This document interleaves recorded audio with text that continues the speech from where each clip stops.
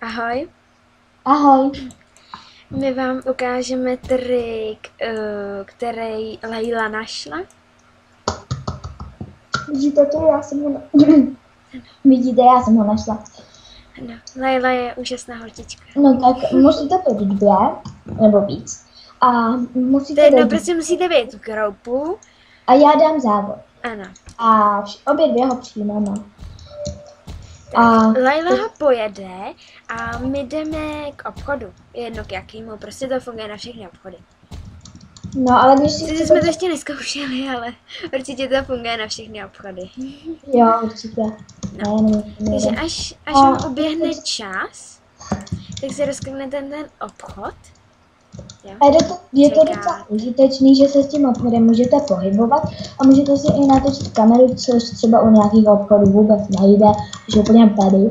A na to jsem přišla já, jenom tak ten zázrak, že asi před 5 minutami. A tady, když tak ty kamerky nejsou a právě kvůli tomu Laila řekla, že se dá otáčet kamera, akorát, že se dá otáčet kamera jakoby myší a ne jakoby těma kamerkama. No.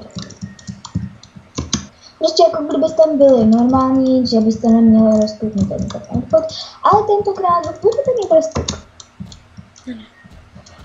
A já to teď budu dělat poprvé, jakoby uvidím, jak se to dělá.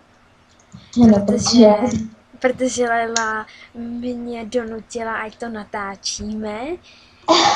Ještě předtím, než já jsem to zkusila.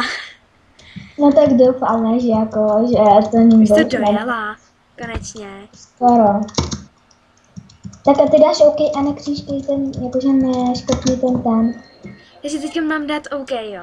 No a nekřížkni ten hlavně. Wow, to je hustý. No, jak vidíte, tak já se vám říkám hustý. Normálně takhle se můžete pohybovat obchodem, můžete přitom chodit, což je vážně hustý. A na to natáčet kamerku, ne? Ano, můžete natočit kamerku, jak vidíte, pořád to funguje. Jo, helma, dílko, jo, prostě všechno úplně. Můžete to i prohlížet na té posteličce, jako kdybyste fakt byli v obchodě. Takže jako dobrý. Jo, no. Určitě Laila ještě najde nějaký další trik.